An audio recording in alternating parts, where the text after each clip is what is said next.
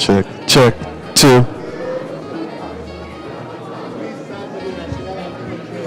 Check, two. Good afternoon, ladies and gentlemen. We'd like everybody to please stand.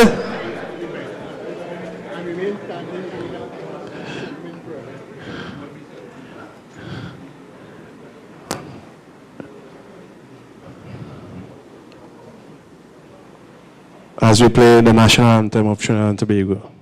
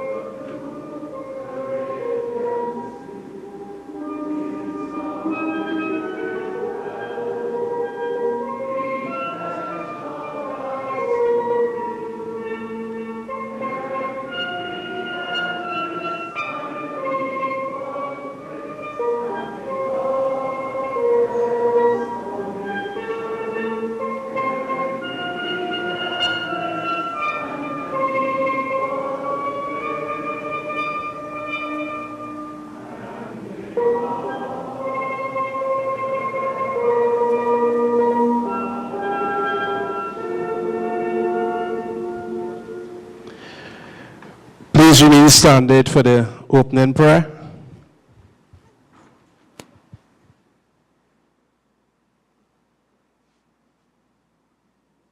Gracious and Almighty God, we invoke your name as we gather this afternoon.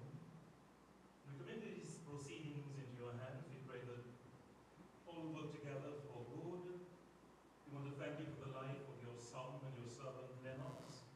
We pray that his journey, his struggles, his successes will inspire many others and will lead them ultimately to you, through Christ our Lord. Amen.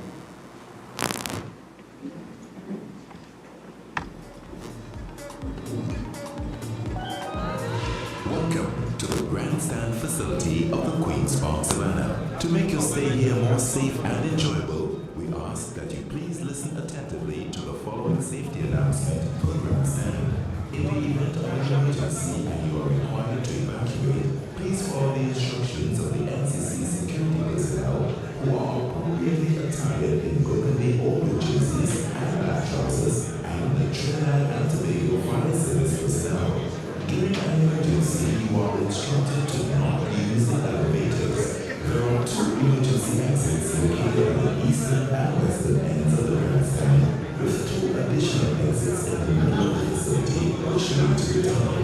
There are also two exits located at the back of the grandstand, at both the far eastern and far western ends for emergency use only. All emergency exits are clearly labeled. You will be instructed to proceed in an orderly manner to the grandstand's master point, which is clearly labeled and located at the southeastern side of the Queen's Park, Savannah, opposite the Napo building. Once you have gathered at the master point, further instructions will be provided by the NCC security and fire service personnel.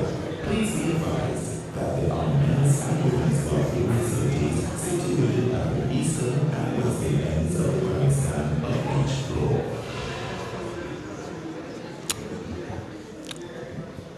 Speaker of the House of Representatives, Mrs. Bridget Anizet George, His Grace, the Archbishop of Port of Spain, Jason Gordon, ladies and gentlemen, good afternoon. My name is Brian Seeley. I am your host this afternoon, literally. So let me welcome you all to the book launch of an unlikely success story. Today we gather to celebrate the extraordinary journey of Lennox Toussaint, a man whose life defies expectations and serves as an inspiration to us all. This book takes us on a captivating expedition through Lennox's humble beginnings starting in St. James, moving across behind the bridge, East Dry River, onto an influential CEO, a deacon in the Catholic Church, and a luminary within various communities, a true chameleon of sorts. With hard work, unwavering determination, incredible self-belief, and profound faith in God Almighty, Lennox carved a path within corporate Trinidad and Tobago that is nothing short of exceptional. Starting his working life at Nestle from the lowly temporary position of loader, Lennox's ascent was meteoric. Through his relentless efforts, he transformed into a sales assistant, a salesman, a sales supervisor, a key account manager. His talents, ambition, and dedication eventually led him to the prestigious position of Regional Marketing and Communications Manager for Nestle's markets in the Caribbean region. Lennox's accomplishments did not stop there. After his tenure of some 40+ years at Nestle, he fearlessly embraced new challenges by becoming the CEO of the media house Radio Vision Limited, the parent company of 102 and Boom Champions. So you could understand after 40 years at Nestle, that switch to the young people business. Shows again, chameleon of two sorts. Subsequent to his stint at Radio Vision, he was appointed the Chief Operating Officer at Campcell, with the responsibility for the Catholic News now. All right? So, get the drift, right? Loader, marketing guy, then switching now, start to deal with young people, pioneer talk radio, urban music, that type of stuff, right? While doing all of this, Lennox simultaneously established himself as the premier stage manager, Spectacular Promotions, Calypso Fiesta, and a number of other events, too many to mention, and a lot of them you would not have known that Lennox was the guy behind that. He's a highly respected cultural activist, particularly in the realms of calypso, steel band, and carnival arts. What remains remarkable about Lennox, the person, is that despite his great success in corporate, cultural, and community life, is his unwavering devotion to God. His God is ever present in everything that he does. I personally recall, and actually was very fascinated by the fact that no matter what time he left a party or other activities, he not missing no church. All right? Police escort from Marshall thing down in to get him in St. Anne's Church. All right? And it wasn't a fear of Pastor Father Stout, fear of God. As I say, he and his God, you don't get between that.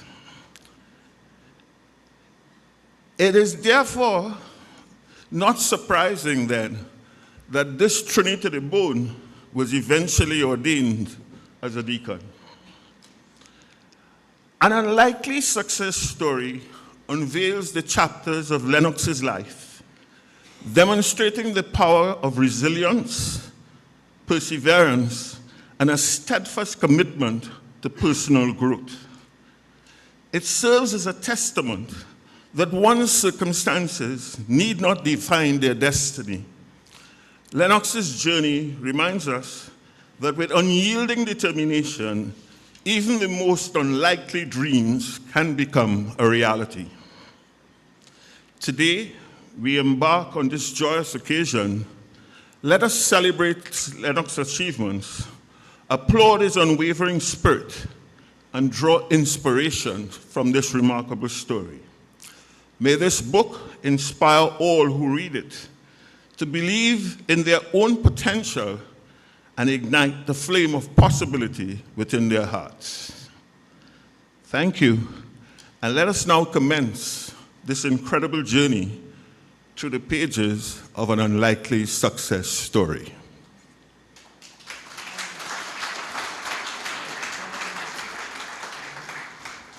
We now have a musical session, and I'm going to introduce Miss DeLeon, and Miss DeLeon is going to render a song for us. Let's welcome her.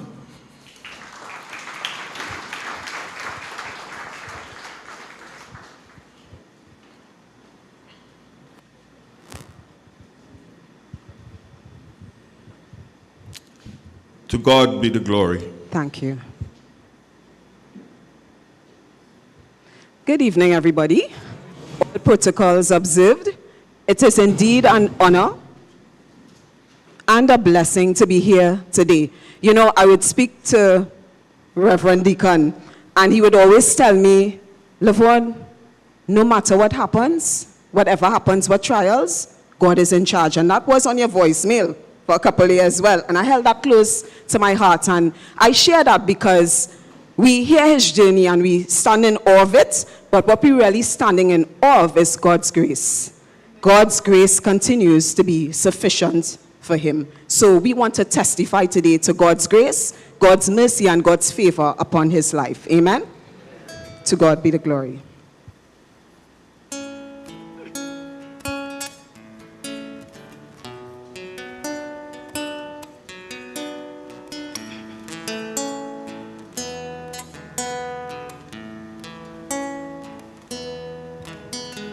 How can I say thanks for the things you have done for me? Things so undeserved, yet you gave to prove your love for me. The voices of a million angels could not express my gratitude. All that I am and ever hope to be, I owe it all to thee. To God be the glory. To God be the glory. To God be the glory for the things he has done. Just let me live my life. Let it be pleasing, God, to thee. And should I gain any praise, let it go to Calvary.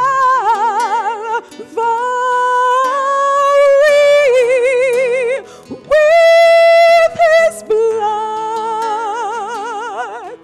he has saved me. With his power, God has raised me. To God be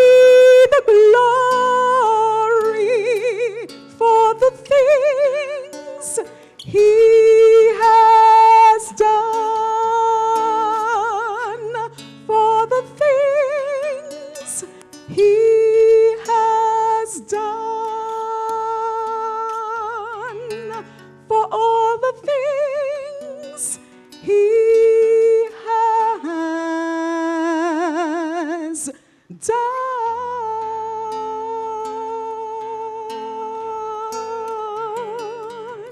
Amen. We give Him glory.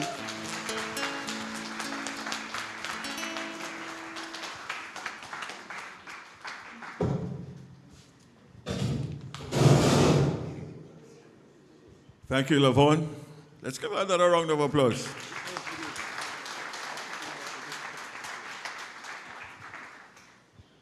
We now have a session, Recollections from Behind the Bridge.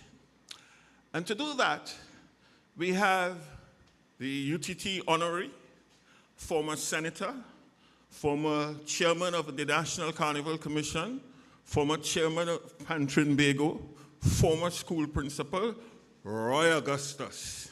Let's welcome Roy Augustus, who's going to bring some recollections from behind the bridge.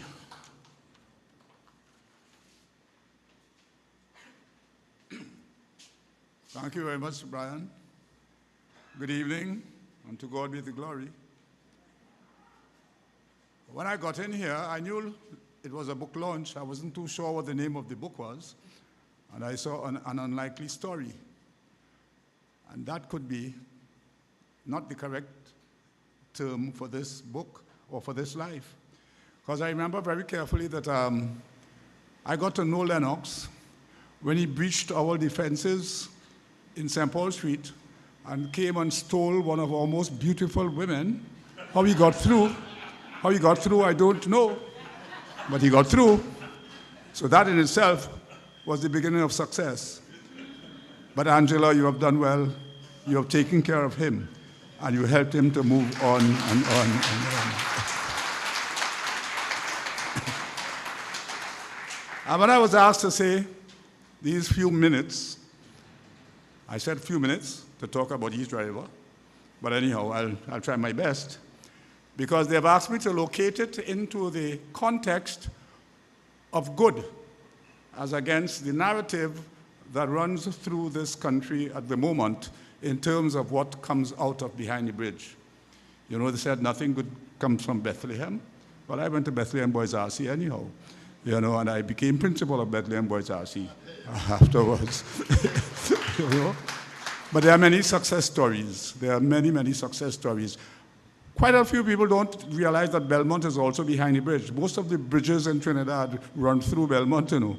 So Belmont is behind the bridge. And Belmont Intermediate was the school that produced most of the Catholic principals in Port of Spain and the environs in those days, to the fact that Nelson Street Boys RC was the prime school.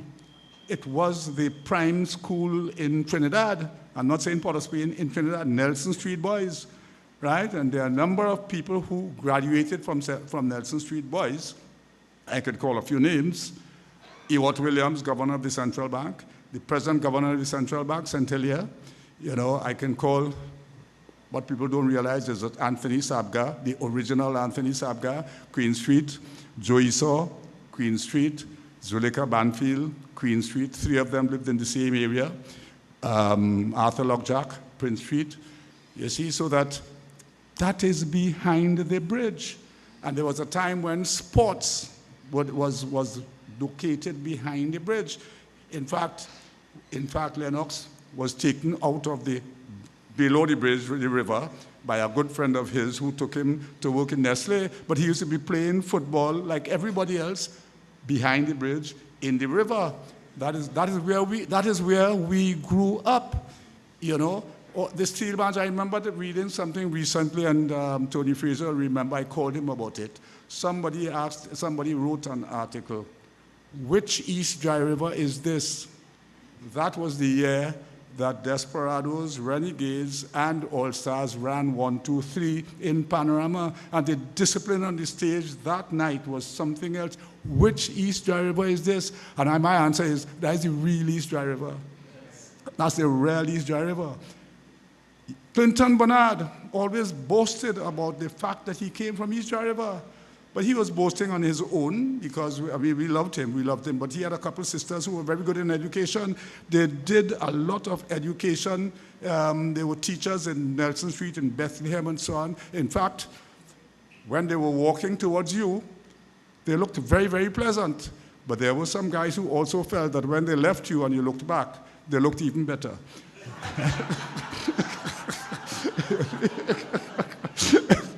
You see, so that we have done well. Lennox, I am glad that we have reached this situation where you have highlighted to the national community through this function, you have highlighted what we have produced in the East Dry River area. And let me not forget Hollis, Urban, Leicester, Liverpool. We call him Chalk Dust from Sweetie Hill. In fact, some people think he's from Tobago. His father was from Tobago. In fact, he was born on Prisca land. He tells people that he's an American because his mother used to teach, his mother used to work on the base, and she went into labor while she was on the base. So he born on the base, and therefore... But that's the storyteller that we know. That's the storyteller that we know, and it's a pity we couldn't have him here with us today. You know, he's not too very well these days. All of us now going down in some kind of era, you know. But Lennox, I want to congratulate you. And I'm not congratulating you alone, I'm congratulating you and Angela and the children. Thank you for what you have done for East Dry River. Thank you.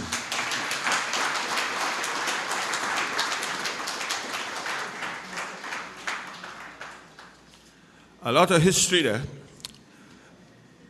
Another aspect of Lennox's life is that family structure. So we now have some recollections and reflections on Lennox from his grandson, Johan Leewing.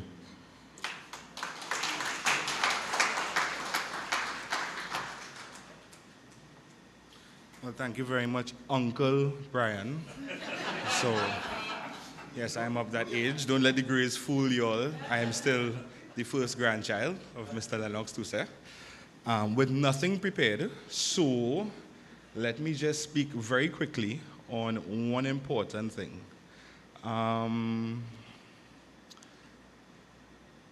Interestingly enough, as we go through this life, I guess not everybody is fortunate to have the type of family that we do have. But as lessons are learned, because I heard about the achievements, the awards, the devout Christian, and I will speak about a lesson that I've grown up with under Mr. Lennox Toussaint. Because even in the book, I would have spoken about while sitting on the bed and him chatting with us, and our trips, and he was a car man. I guess that's where I got it from, because that's my line of work now. And every difficult moment in my life, my joke to myself will continuously be, it makes the success story greater, right? And then the irony, that is the name of the book, so I expect some form of payment, right? Yeah, some royalties, you know, when this is done. So the lesson that I would say that I've learned, because after speaking to Granny, Dad and Granny, that is what I refer to them as, after speaking to Granny, and she said that, you know, they would like me to speak immediately, what would have popped through my mind was take care. Just those two words, take care. On the lowest end of the spectrum, what take care means to me would be, this being Mr. Lennox Toussaint, everybody who has had the pleasure of meeting him sees how sharply dressed he is. No, you would never know that some of the things he's wearing is probably over 5 years old, because he takes care of everything that he owns. And then, even though that is the lesson that comes from the mouth, a true gentleman would not only say with his mouth, but act upon, the said lesson. And in my stages of life, I would have seen him take care of his clothes, take care of his car, all the way to taking care of his family and friends. No matter the hour, no matter the day, a phone call wasn't too much. A favor would not go without being fulfilled in some shape, form, or fashion. He would always make time for not even who he deems close to him, but everyone, so that he could bestow some sort of information, some sort of blessing, some sort of lesson, some sort of whatever it may be. He is the gentleman in the family, and I've seen it amongst his peers and so, where once there's a gathering, once there's a phone call, what was meant to be a, hey, you know what, I ain't talked to you for the week, turns out to be an hour-long conversation, because information will always be passed, a blessing will always be there, a lesson will always be learned. So as at my 37 years, I move through life, I would say that aside from what I have very accurately stated in this book, that is the lesson that I take away from Mr. Lennox Toussaint, to always take care. Take care of your life, take care of your spirit, take care of your family. We all have a purpose. I thank you very much. With love. So now I can get off because my nerves have shot through the roof. So Uncle Brian, it is your turn. God bless everyone.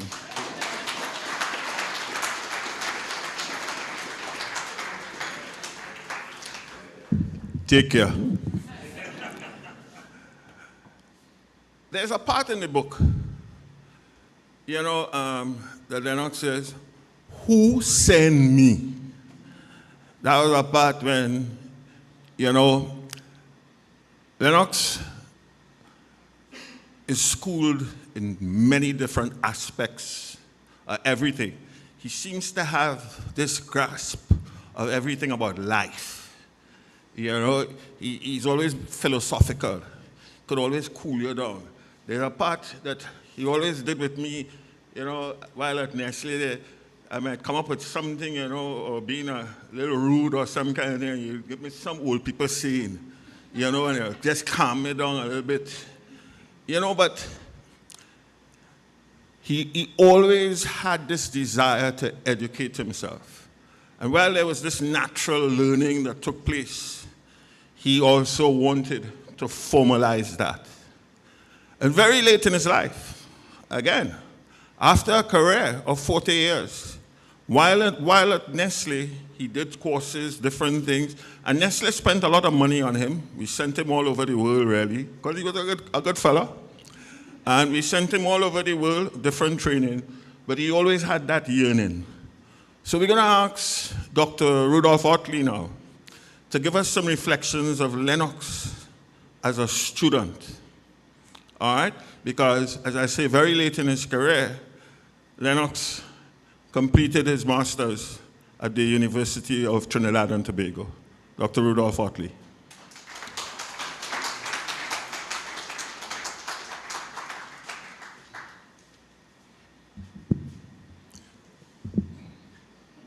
Good afternoon, each and everyone. All protocol observed. Lennox. In 2015, I think, when Lennox joined the program at UTT for the Masters of Arts in Carnival Studies. And 3 areas I'm going to deal with briefly.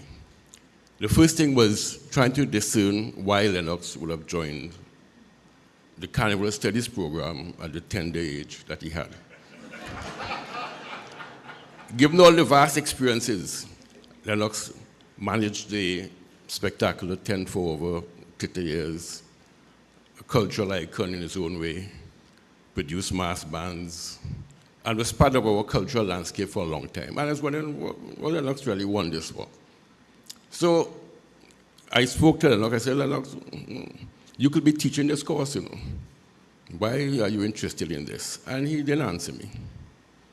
But I found out later on in interacting with some of the other members of the program, Lennox really wanted to bring his information, his wealth of knowledge of culture to the University of Trinidad and Tobago in an indirect way. And that indirect way stemmed from all that he'd done before and what he produced with his thesis, his master's thesis. Lennox has left us a legacy on the history of the Calypso tents, in particular reference to Spectacular Forum. If we really want to truly understand Calypso and the Calypso tents in this era, we need to look at the blueprint that was left by Spectacular management team, inclusive of Lennox, and use it as a yardstick going forward in revitalizing, re-energizing this Calypso idiom that we have, that we claim that we love so much. Because what Lennox and Spectacular did for us was to show that you can take a product, and that might have come from his marketing skills, a product that people tend to be ambivalent about. Do we really like Calypso in Trinidad? Or do we only like it seasonally? And through Spectacular, they show that you can take the same product that we are so ambivalent about, package it where you create both history, modernity, and a sense of mystery with the product, and therefore everyone wanted to go to Spectacular. And what was interesting is that during every show, you see this quiet gentleman walking from backstage, analyzing what is going on stage, and also what is happening in the audience. So Lennox in the class now, we were saying, why Lennox want to do this program with all that information? And then we discovered, Lennox was saying to us, we at UTT could introduce and also include people like Lennox in our own Carnival Studies program. And I gave him a challenge. I said, Lennox, now you've finished your master's degree. Let's work on the PhD. Now, we have a long-standing joke about that. But he didn't take my my suggestion. Instead, though, he has produced his own PhD. His own PhD in his own style, which I hope we can use, again, to acquire and gain some more information on this Calypso thing. And I'm saying that because, and I don't want to go off track too much on that, but I think it's important, in a forum like this, we address some of the carnival issues. And Calypso right now is an issue we must confront, especially given what is happening in our society. The crime, the delinquency, the issue of the here or no here, all those things we have packaged in Calypso. And if we use the Calypso wisely, and I'm going to talk about getting to the schools and all that, because we as parents, we as adults who are aware of Calypsos, we can utilize those Calypsos to introduce, indoctrinate, guide our youth population. And until we do that, we will not appreciate the kind of efforts, the kind of work that people like Lennox and the Spectacular people did for Trinidad and Tobago in the work at the forum and in the success story that we have. So Lennox, on behalf of the graduates of 2015 and Professor Liverpool and the staff of the Academy, we wish you much success, continued success, and hopefully in the next 2 years you'll do the PhD that you promised us.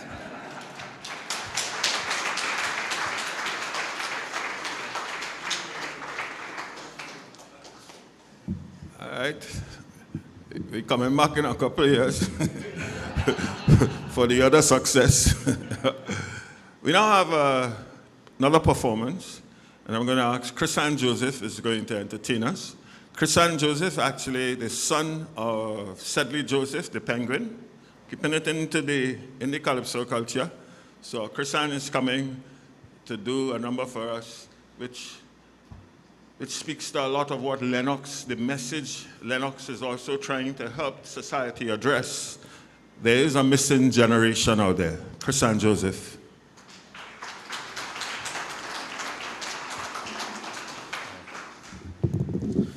Greetings. I didn't intend just to come and sing it, but, following Dr. Otley. And that question of how do we use this calypso to make an impact in our society. I am currently a 9-month-old father of a 14-year-old child. Right? And I said to her today, I have to go and sing this song. Could you listen to it for me and type out the lyrics? Now, I know I could have Googled the song and copy-paste, and she called me. She says, Daddy, why are you making me do this? I said, I can't find the sound. I need the lyrics. Type it out for me. So after much complaining, she did it. I said to her a couple hours later, I said, you like the song? She said, yeah. You ever heard that song before? No. You liked it? Yeah. What you thought of it? So this opened an avenue to have conversations about things like this. So Dr. Otley is quite right. We need to forget about the schools, and we have in our own families responsibilities that we need to take more seriously. Yeah? So, without truth, there is no life to honor. Without love, no reason to live. There's still time to change in humane behavior and to learn all that we should give. This world is not our own. We're just the lights and custodians to guard, to guide, and feed our children's needs. Yet we fill their hearts with hate alone and show no direction. We daily kill the plant, we throw away the seed. There's a missing generation out there. Who cares? Find them. You better find them. They're dying, disappearing everywhere. Who cares? You better find them. Somebody better pray. Somebody better pray. There's a missing generation. Soon, if we don't find them, they're surely gonna find us someday. In this world of overriding ambition, in this world where money must rule, hearts of rock washed in blood and corruption, Father, only kindness can cool those cries that fill the night, cry out for love and salvation. Are we to hear, yet turn and walk away? Or should we stand with humble hands outstretched to show protection and warmly still the hearts that make them stray? There's a missing generation out there. Who cares? Find them. You better find them. They are dying, disappearing everywhere. Who cares? You better find them. Somebody better pray. Somebody better pray. There's a missing generation. Soon, if we don't find them, they're surely gonna find us someday. Now look behind every sound of thunder. Search beneath every mound of dirt. There you'll find the price of our behavior, hiding from the cause of their hurt. Look out, there goes another lonely son or daughter, with unshed tears and smiles we never see.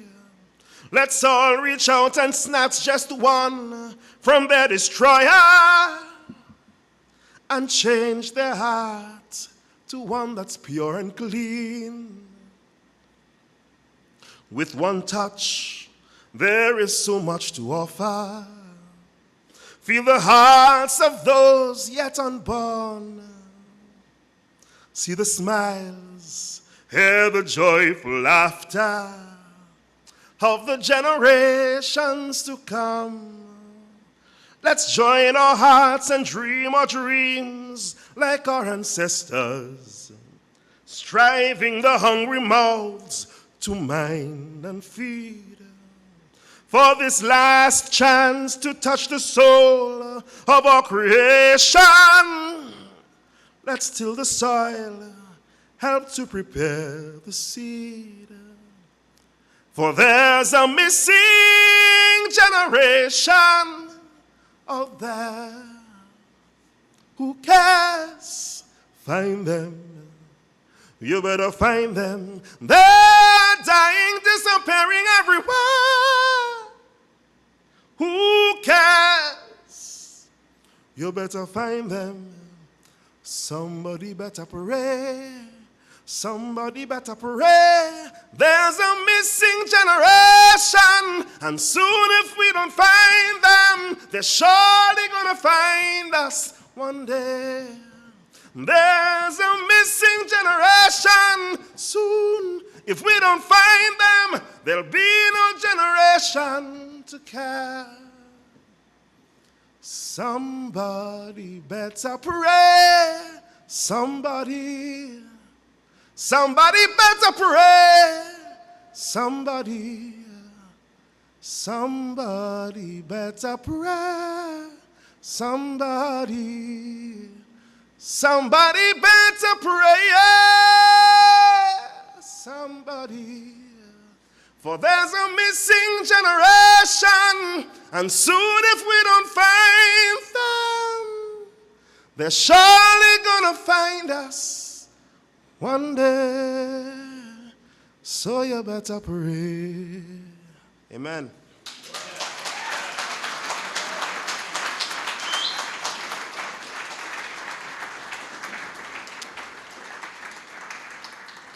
Moving, very moving indeed. We're in good hands, you know. I have a lot of praying people here. We're in good hands. Add some, exactly. Now,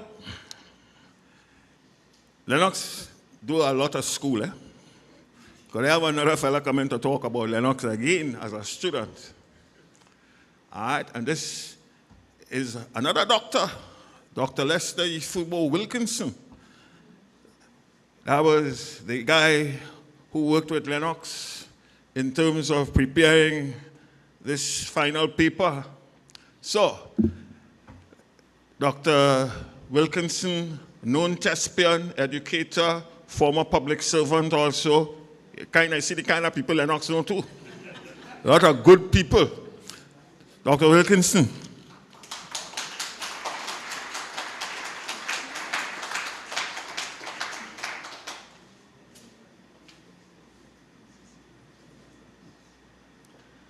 Deacon Lennox Toussaint. Good afternoon, everyone. Good afternoon, everyone. All protocols observed, as my good friend Rudy Utley said. This is really a nice evening for me because this book had to be written. There are too many rich stories about this man's life. But apart from those rich stories, there are what he calls unlikely things that can be lessons to people in this society who need them now. I mean, we have, those of us who have lived a little bit in this town know a different time.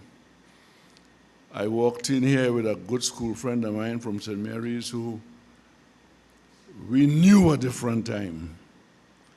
And we know that these times are more difficult for the people who are living them now. And this man's life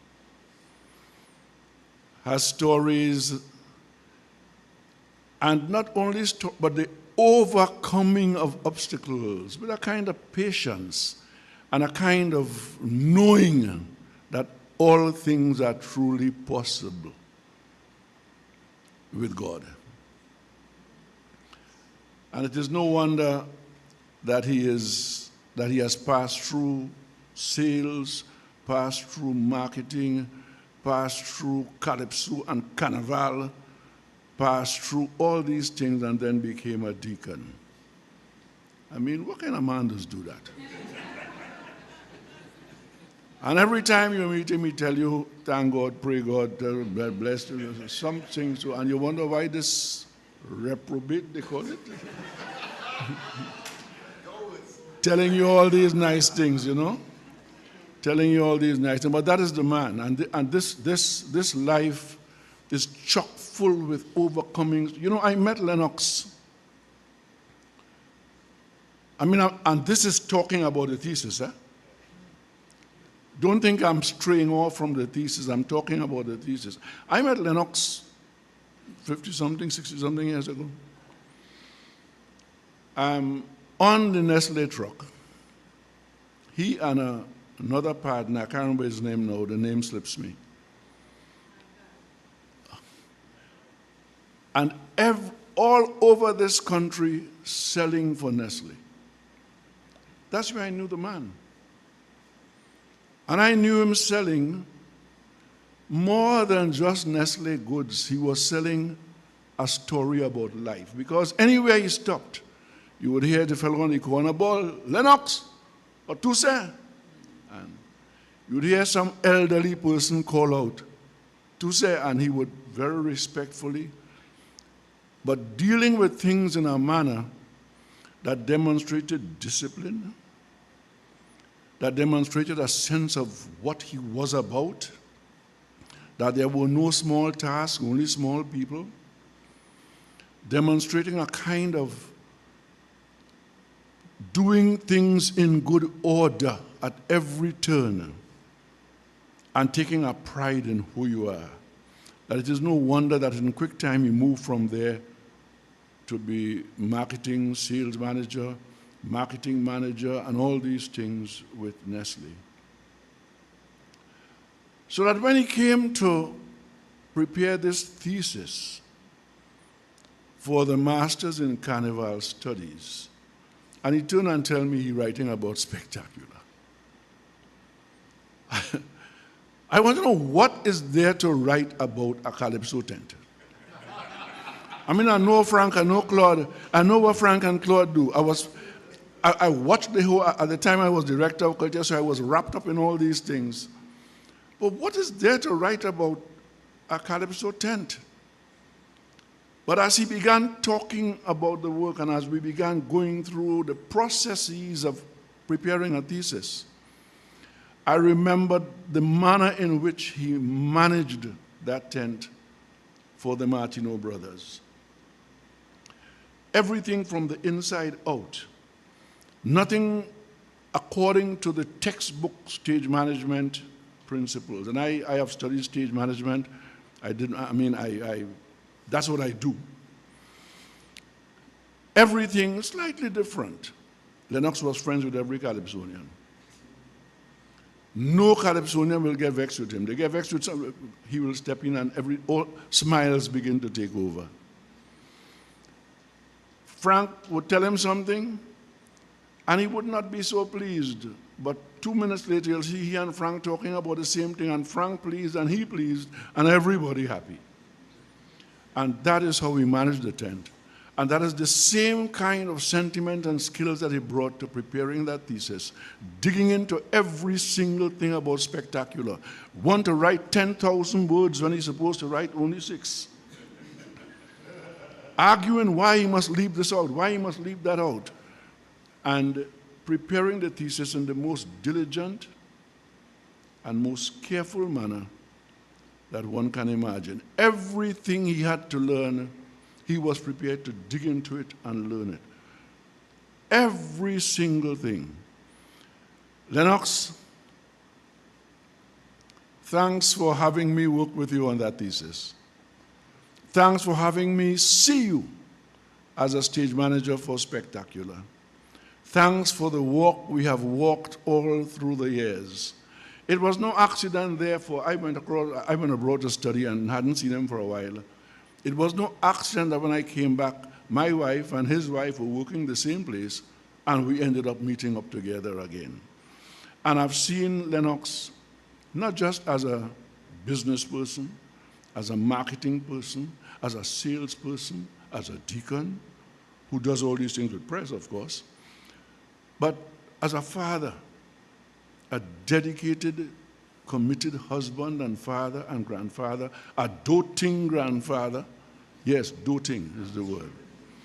A doting grandfather. He gets a little stupid over them every now and then, but that's all right. He entitled to do that. And therefore, I am really happy to be here this evening to say these very few words. This is a book of stories, but a book of principles for living as you overcome difficulties through life. Congratulations, my friend and brother. Congratulations, Angie, because I know if you couldn't write one line. Congratulations. May this book do very well as you have done with your life and your wife over the years. God bless.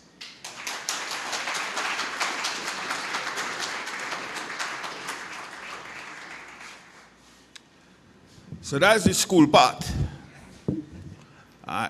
Now we get a little more closer, we're going to a little more family. And we're going to hear reflections from his daughter, Kesan.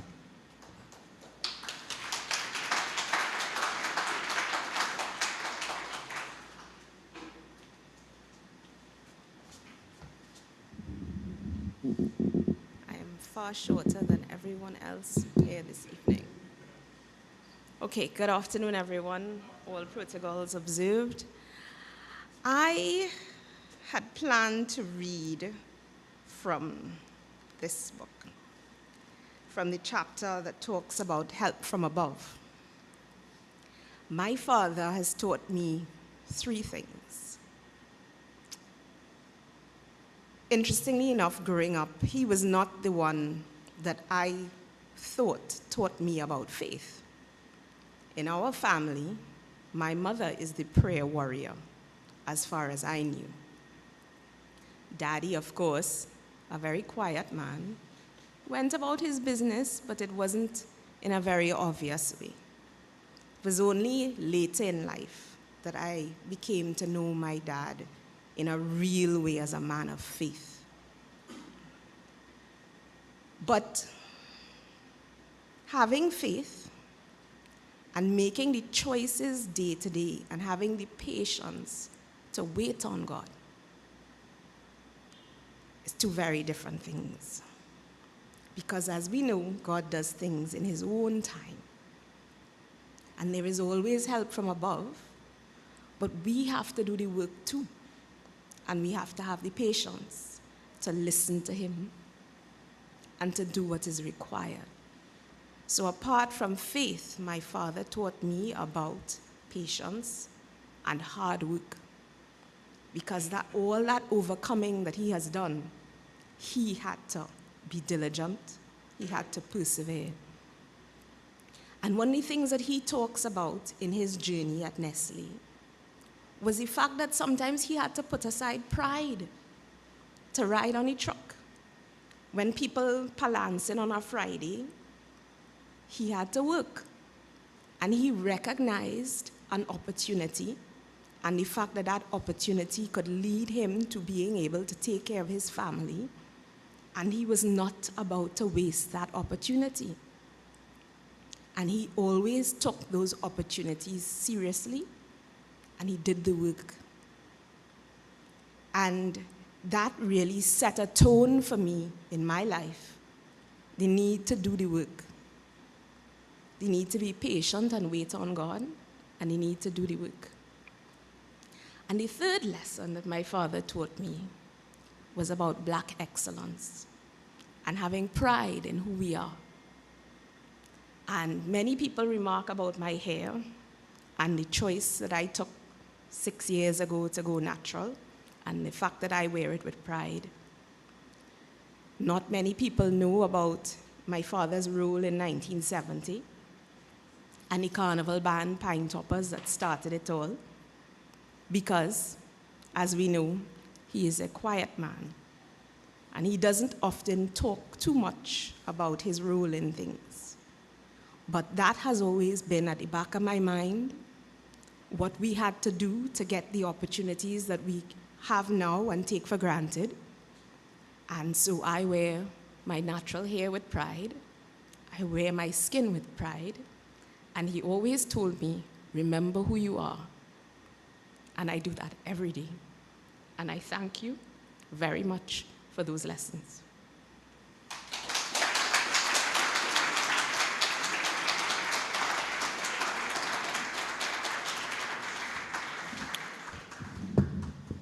We welcome the Honorable Minister of Education, Dr. Nian Gadsby-Dolly.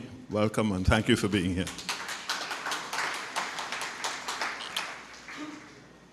Well, I've spoken to you guys about the salesman, the regional marketing manager, the CEO, the chief operating officer, the deacon.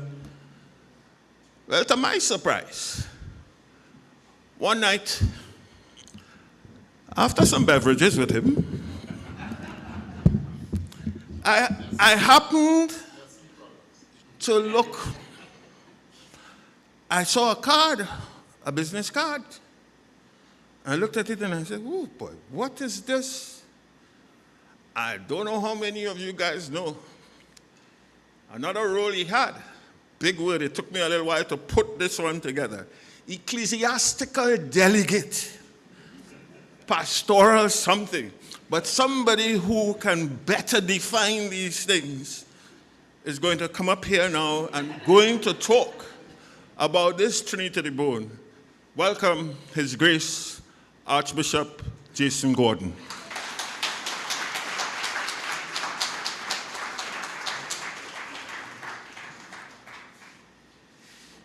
When Lennox asked me to write something for the book, the first words that came to my mind was Trinity to the bone. And that's why I titled it that.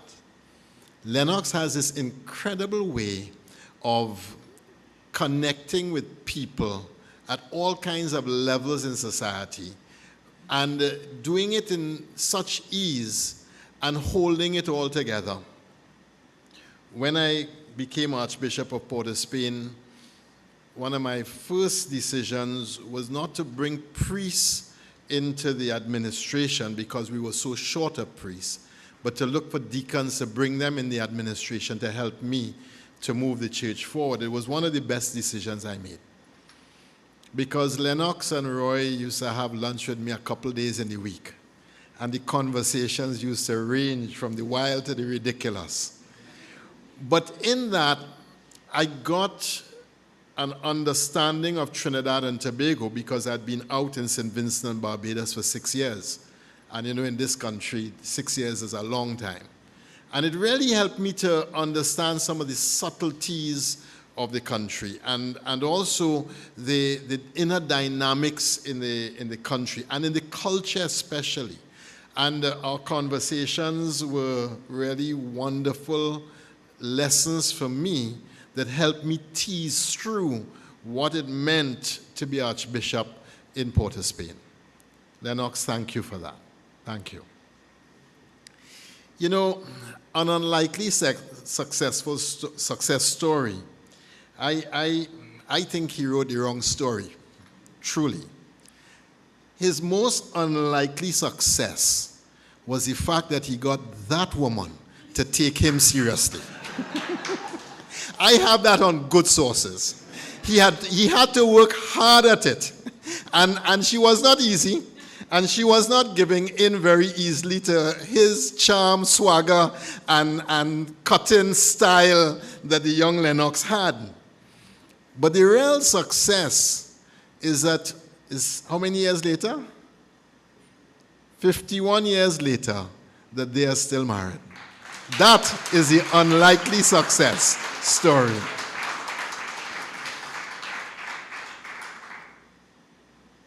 Angie and Lennox have made an incredible team together. And all that you hear in the public acclaim of Lennox as this, that, and the other, and they talk about him as the quiet one, but behind that quietness is a strength, a purpose, a faith, a determination that never let him go too far left or too far right. And that witness of marriage, and when I see the pictures of the Saga boy early on, you know that could not have been an easy accomplishment. Angie, all right? Could not have been an easy accomplishment. Success, from the perspective of Lennox, is really a story of dedication, a story of purpose, a story of seizing little opportunities and growing it in magnificent ways, a story of taking a little bit and making plenty out of it. And I know who he learned that from. I know. I'm not calling names today. Not so, Angie? Oops. Lennox's story of your life is worth telling, and I'm very, very happy that you put it to paper. I'm very happy that you have published it, and I'm very happy that it is available for generations to come. I'm sure your own family, reading through the stories, would have remembered things and seen them in different ways and how they saw it before. But I'm also sure that the younger generation growing up in Trinidad and Tobago who complains about poverty and who complains about this and that and the other, when they recognize the little that you started with and what you did with the little in making it so great and so wonderful, and make it seem so easy and so elegant. It is a story that has to be told. Thank you, thank you, thank you for telling the story of your life.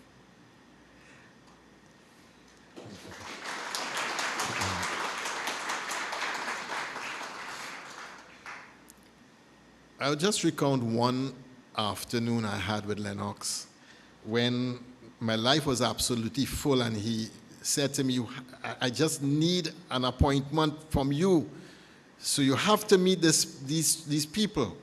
All right. So Davlin Thomas came into my office to talk about the Marsh Ground. And we had the most amazing conversation, because Davlin was playing with some religious ideas for the Dimash Grand, was afraid that he was trampling too far on the religious sentiment. And in the conversation with Davlin, you're not going far enough with the religious ideas. You have to go further than that, because what you're talking about really opens up a real conversation between culture and religion and art and all kinds of things. And by the time Davlin left, he said, wait, you can't go yet. I need you to meet these other people. And he brought some people from NJAC into the office. This is now about 7 o'clock at night. And we started to talk about the 50th anniversary of NJAC and the 50th anniversary of the Black Power movement and the protests to the cathedral, which was happening on a Ash Wednesday that year. And in those conversations, we actually called back Davlin and said, no, help us with this liturgy that we want to do for Ash Wednesday, which is the most sacred day for us. So it has to be done really well. But it is only a Lennox that could pull together all of those different people inside of the church and craft a way of celebrating the Black Power movement and the anniversary of the protest in a way that was so dignified, so respectful, that what 50 years ago would have seemed impossible, because Lennox was one of my close companions and conversation dialogue partners, it became very, very possible in a way that really opened the imagination for many people in this country. Lennox, I want to thank you for all that you've done for me, but I want to thank you for writing this story that we can all be inspired by your life. God bless you.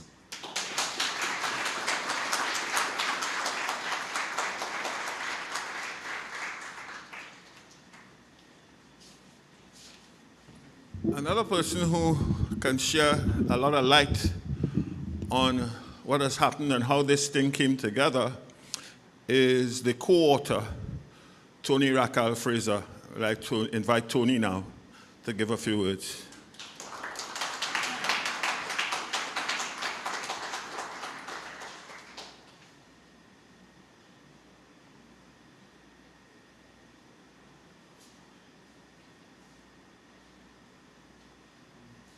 It's more like Lennox than Lennox, right? Afternoon to everybody. Good to be here. So many things to be said about the book. I have a note in my pocket to keep me from talking too much. I hope I look at it. Good to see you, Father Stout.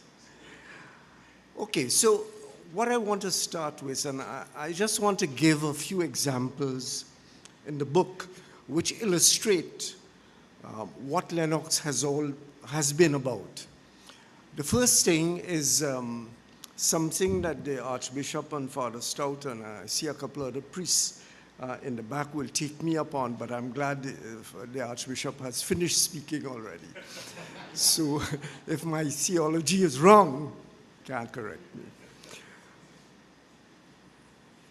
He lived a life and is living a life of conflict, seeming conflict, between his Christianity, his Catholic Christianity, and his love for the arts, the carnival arts. And we know that in some circles, that is Satan itself. What Lennox has been able to do is to bring these two things together in some kind of harmony. Lennox, after Father Stout left, Lennox had some, according to Father Joe Harris, who became Archbishop, brought some carnival aspects or aspects of carnival into the church on Sunday evening. So he brought these things together in a way that did not conflict with each other. How he did it? Read the book. The second point is, if you think he's a Saga boy, he wasn't always a Saga boy. His first meeting and attempt at Angela, where's Angela? Somewhere around here? Angela. The man pelt a buff. He make a pitch, he make an approach with the flat up and thing. You know, anybody know about flat up? Flat up and so on. And the man get blank, serious blank. She take him on, period. And he compound that situation by going to the attempt to meet the lady at her house. And he bunks up the policeman mother in front. So how he is going to explain his presence here now? Read the book, you'll find out. Another conflicting situation in which Lennox found himself, somebody mentioned it earlier, about being on that Nestle truck, and this is a serious one, on that Nestle truck on Friday afternoon. And fellas walking down the road with their fancy treads and so on. Remind me of Shadow. Remember Shadow Godson? Shadow Godson, boss up shoe and so on. You go get horn boy. Lennox is on this truck. It's a little bit funny, but it's serious. And he's contemplating the young ladies looking at him like nothing on this truck. But in the back of his mind, he has some responsibilities that he dare give up the ride on the truck to achieve. So he had to bring these two things together. The ambition, I think it's called false pride, of riding on the truck, perhaps in bus-up clothes like Shadow Godson, but needing the job. I'm talking about needing the job. I didn't intend to talk about this, but you know, you get drifted off. So Brian talked about it. Down in the Dry River, on a Friday afternoon, a man called him from on top of the Dry River and say, boy, come Monday morning at Nestle, 6 o'clock, to get a job. Well, Lennox, if he had to move heaven and earth, he did it to be there on the Monday morning, and that started his progress. People have talked about the progress. That started the progress up the ladder. Discipline. He had to do what he had to do. And he says in the book that while all of these things were happening, he was unaware that God was leading him in this direction. It was a kind of incipient, kind of religious commitment that he didn't know about. And Father Stout brought him to another one. You were praying in the dark and everybody's eyes were shut. And he asked people in the audience to hold the hands of those next to them on the left and right. Lennox did that, unknowing that the man on the right was what we call a vagrant. And when he opened his eyes, he said the vagrant smiled at him, and that reached down in his side. So that God put that vagrant there. And there's much more to it, but read the book.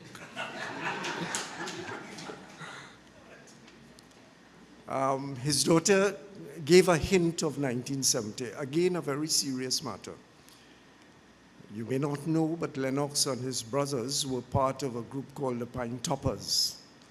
I'm sure that there are people around here old enough to remember the Pine Toppers. And on Carnival Juve morning 1970, they brought out a band with different stages of African life in Trinidad, in the home country, and how that life transformed itself in Trinidad and Tobago.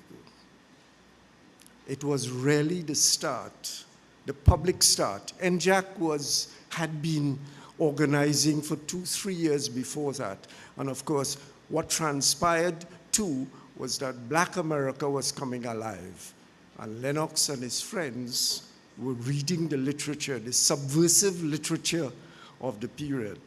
There's a story in the book about when the police came to search for the subversive literature, because there was some sense of it in that house. Lennox and his brothers and the Pine Toppers passed it on to their landlord, who was a decent fella. You know what happened? They never got back the books. The man became indecent after that. But it was a very serious movement, and it catapulted itself into all kinds of things. The dramatic transformation of the society. The Archbishop said, and I agree completely, that we are backing back from that period of 1970, but it was a very critical period. And Lennox and the Pine Toppers were central to all of that. But you have to read the book to find out more about it. One of the last things I want to talk about is, and perhaps the most significant thing that Lennox related to me, was the strength of prayer. I don't know, a lot of people who pray consistently and ceaselessly, but Lennox is one of those persons. From his days in school, when he was called Apache, you have to read the book to find out why, but it's a very interesting and important thing. All of the ambitions that he had in life, and one of the ambitions, I'm going into areas that I didn't plan to talk about, but I must control myself. One of the areas that he talks about in the book is family life. Roy talked about the kind of families that came from behind the bridge. That's one part of it. But there was another part which Lennox observed and determined in his mind that he would not walk down that road. You know the kind of family we're talking about. The mother who existed with 6, 7, 8, 10 children, and 10 fathers somewhere outside there in the unknown. Lennox determined that he and Angela, in very difficult situations, would not walk down that road. And I think it was Father Stout who eventually brought them to the formal marriage ceremony, or was it the 25th anniversary thereafter? But they brought their life together, and that life came together because of prayer. The final thing is that what Lennox said he wanted to do was to give an example to young people who may have fallen into difficult situations to see that it is possible to come from being an Apache, and you really have to find out what this Apache business is all about, to where he got to eventually. And according to Lennox, God was leading him, even if he did not know that to be the case. So the greatest strengths, and I think the strengths that comes through from the book, is the power of prayer that he relied on to get him through all of the difficulties. Lennox and Angela.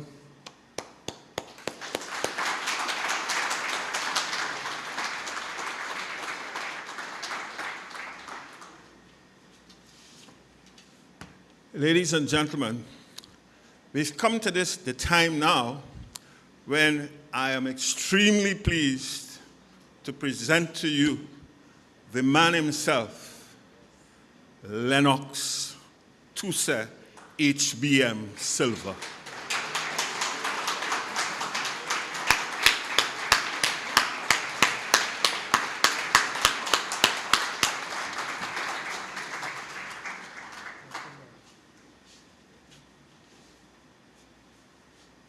Brian, boy, I think you had a guy raise up here.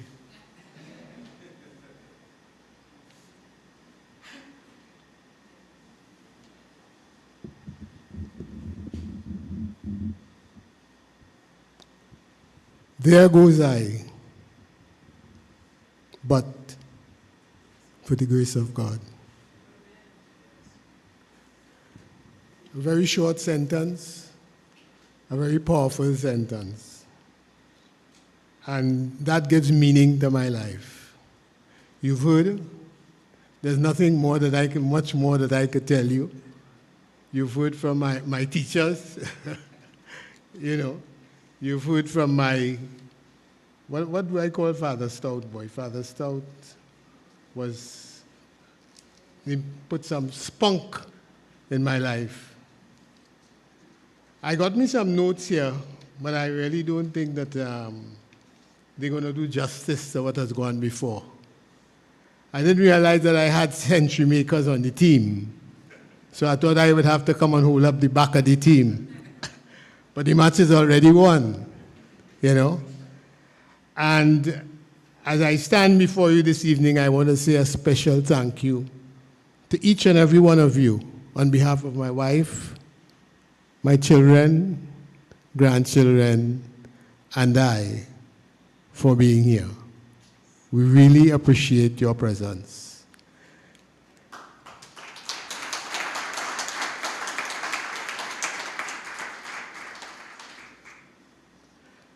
I will start with Thanksgiving and end with Thanksgiving this evening because I'm immensely grateful. I want to thank my family, my wife, our children, and their spouses, our grandchildren, and great-grandchildren. Yes, we have great-grandchildren. I'd also like to thank a 19-year-old housekeeper who's not with us this evening, but meant a lot to our lives and helped to bring us this far. I want to say special thanks to Tony Fraser and his family for their commitment and support through this process.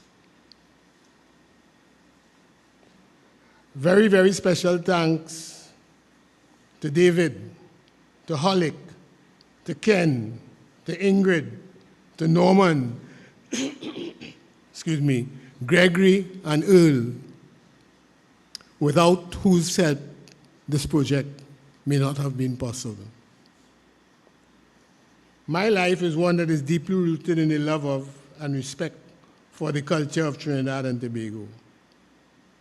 So as I proceed, permit me to talk in Kaiso here and there. This book is dedicated to the young people of Trinidad and Tobago, mainly the young men that God is waiting to bestow his gifts upon. I would like to thank deceased Errol Pilgrim, who insisted that I put my point in print. Every year he would say, Lennox, we got to do this book. And when we finally decided that we were going to do it, Errol left us. Minister, this book is for you and your thousands of children in Trinidad and Tobago. There are some young men out there that we need to work with. It's easy to call them names. It's easy to take a position on them. But when we get to the root of it all and we talk with them, we understand that the majority of our young men are in search of love. The majority of our young men are in search of love. My cousin-in-law, my wife's cousin, and Carl's military colleague tells me that in a meeting in Laventille, when talking with the young men, and he asked them what was their main problem, they say, we need some daddies. Not fathers. No, I know you're trying to draw the line between the two. Not fathers, we need some daddies. The father takes care of the bills, he brings the groceries, makes sure the cupboard is full and everything. But daddy is the one who looks at the television show with us, who we go to cinema with, who we spend time talking with. So we need some daddies. So our mission, those of us present here, the young and the not so young men, we have a challenge on our hands. I hope that you listened carefully to Christian doing Ella's 2.5 decades. Not so? About 2.5 decades. Missing generation. We were warned by Ella and Del about that missing generation. We've got to take some action now. We've got to deal with that in a very serious way now. I hope you listened carefully to Christian. Somebody better pray. Because if we don't find them, they will find us someday. They have already started finding us. So we have some work to do. I would also like to touch on a couple of pieces of work that have been done. And as usual, we've not taken them seriously, but they are quite meaningful. There was one piece of work that was done by Rashotiai, may his soul rest in peace. He said, you take the Creator out. you didn't want his name in your mouth. So you take him off of the school curriculum. No knowledge of God for your children. So we're crying for, we're bawling for. It's you, not them. And I think that because we don't, most of us, I should say, do not take the art form as seriously as it is. Those who know me know how I feel about the calypso music, because I believe that God has given us as a nation two powerful gifts. Two powerful gifts. And if you want to spend another half hour, I could call back His Grace to tell you about the steel band. You know? That steel band that God has given to us, that the rest of the world is rushing behind now. We need to understand our blessings, we need to treat with our blessings, and we need to make things happen. Merchant told us, think about the children, not later, but now. So this work, while you've heard a lot about Lennox and Lennox and Lennox and Lennox, this work is a work really done for the young men in particular. I have walked the walk, and now I have talked the talk, and now I'm prepared to walk that walk with them. So come September, I am prepared to go to some of your schools, ministers, and talk with your young men. Let them know that if they don't get what they aim for initially, that's not the end of the world.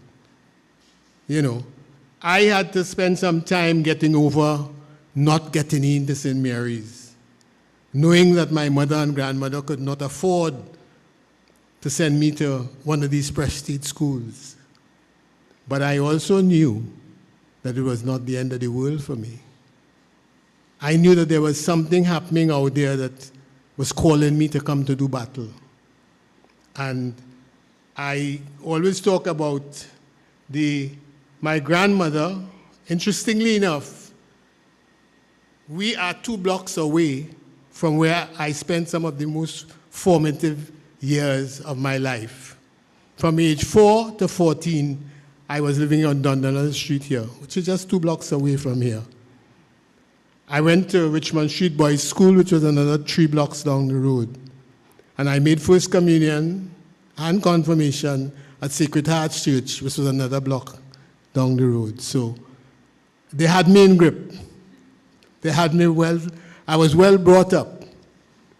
And I like to talk about this because my mother doesn't feature too much in these things, but I remember when my brother and my uncle and I went to a party in Mova, and we had a time. And we get home at 4 o'clock, tired, and a little tipsy of the cheap wine, you know. My mother was brushing her teeth. It's 4 o'clock Sunday morning.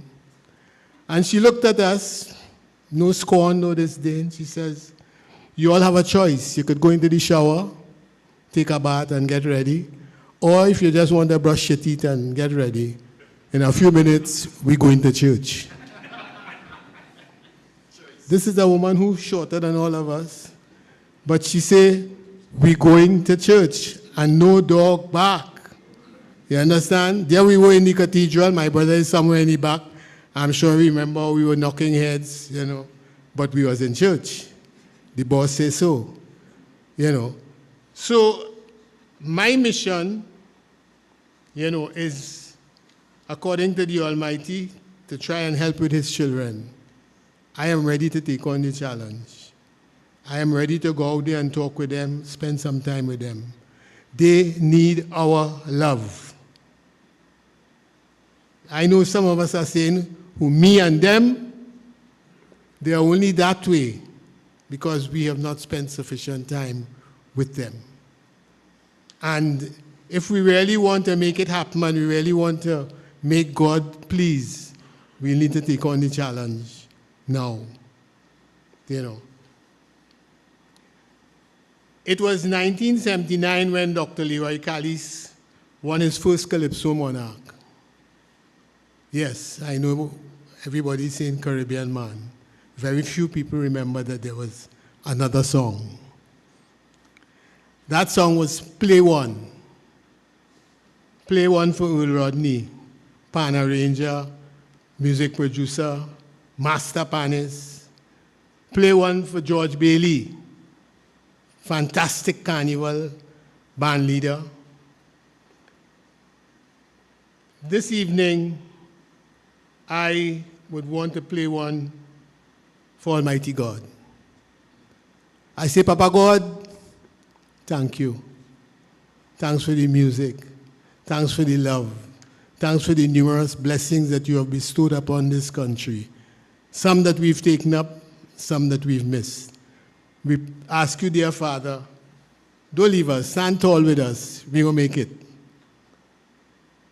I would also like to play one for Rufus Gulfston, the man who hung over the bridge on that fateful Friday afternoon. And like John the Baptist, he said, Lennox, come to the warehouse at 7 o'clock Monday morning, don't be late. Well, boy, the amount of push I get Saturday and Sunday to get them out of the way, so if Monday morning could come, because baby milk had to buy just now, you know? So, and that was my starting blocks. I never look back, thanks to Almighty God.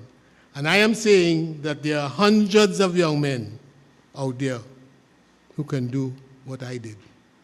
Not necessarily in the same field, but with a little love, a little attention, they could make it happen, you know. I know I don't want to take up too much more of your time, but I quickly want to talk about some other people that I would like to play one for, you know. I'm not seeing the sheets here, but I'd like to play one for my wife, my children, my grandchildren, and my great-grandchildren.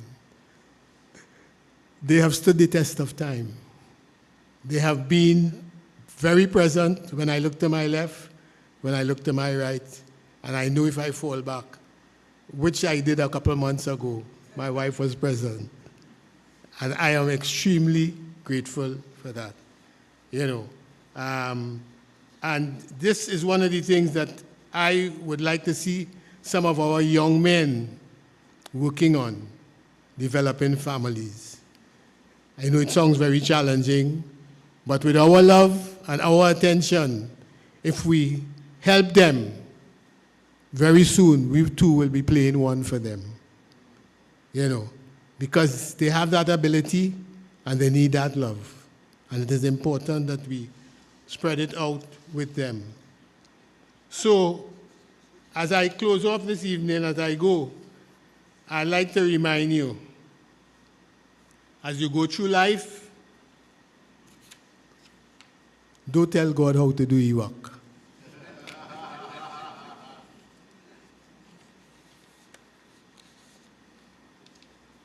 When you put him in charge, only greatness follows. Thank you. God bless.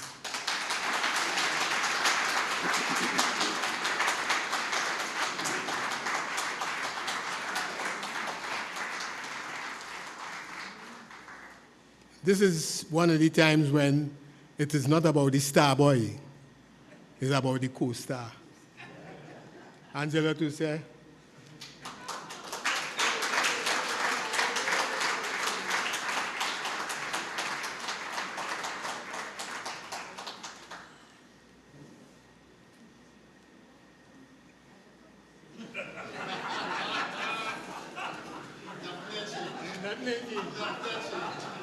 As it was in the beginning.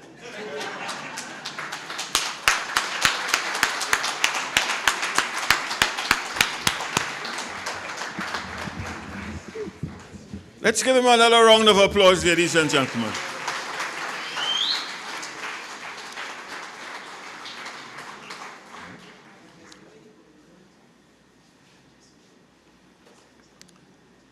So he's making a presentation right now to the Honorable Minister.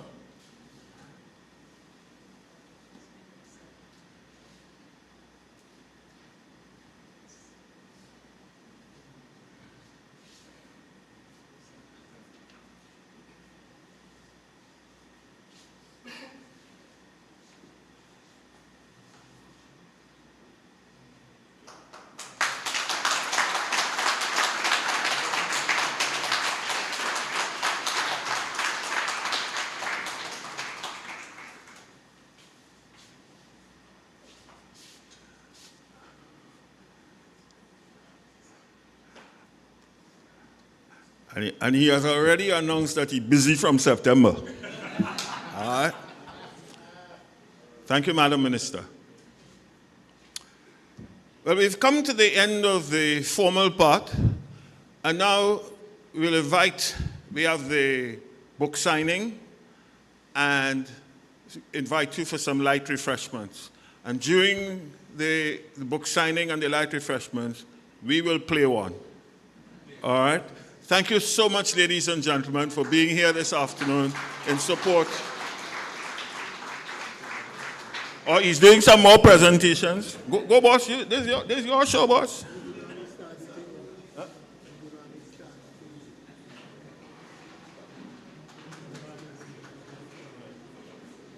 Who? All right. Grandson Johan is going to present a book to Father Stout. Lennox.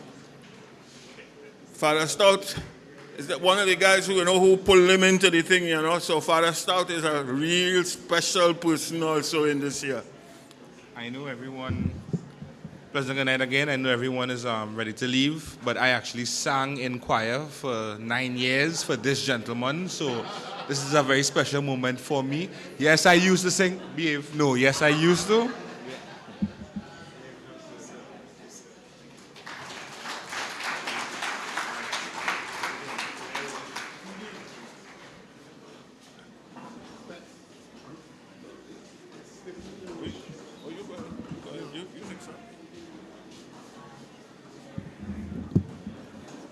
Ladies and gentlemen, it was remiss of me not to mention that on this all special occasion, well, I can call him a colleague now, even though I didn't take the basket to go and do my doctorate. I know he vexed with me permanently. He vexed with me for a short while. Rudy, special thanks to you on your birthday, having your grandchildren at home and leaving them to come to this. We are especially grateful. We say thank you.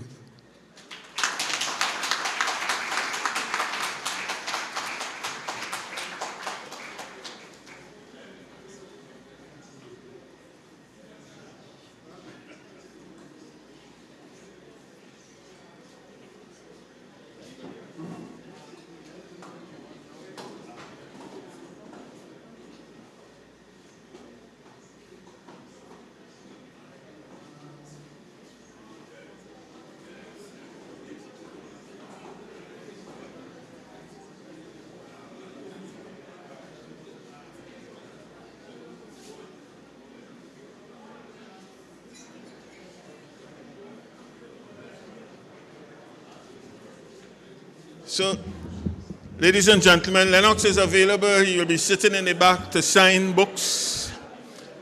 So, thanks again, once again, thanks for coming, and do stay, enjoy some refreshments, and let's socialize a bit. Again, thank you so much.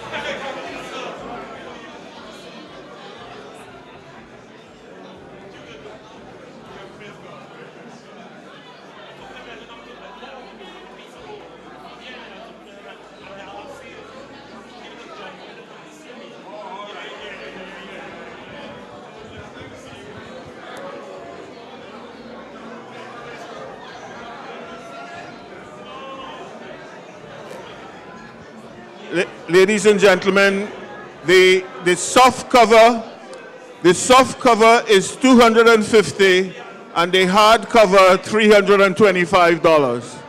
Soft cover $250, hard cover $325.